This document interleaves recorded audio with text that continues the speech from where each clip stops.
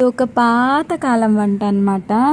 దీన్ని కారంగా పుల్లగా ఏదైనా తినాలనుకున్నప్పుడు ఇలా చేసుకొని తినచ్చు. చాలా బాగుంటుంది. ఇంతకీ ఏంటో తెలుసా, ఇది గోంగూరతో చేసే పుల్లగూర అన్నమాట. ఇది వైట్ రైస్లోకి ఇంకా బిర్యానీలోకి కూడా చేసుకొని తినచ్చు. ఎంతో బాగుంటుంది, కమ్మగా ఉంటుంది. ఈ పుల్లగూర చేసిన రోజు కన్నా నెక్స్ట్ డేకి దీని టేస్ట్ ఎక్కువ అవుతుందన్నమాట. చాలా బాగుంటుంది.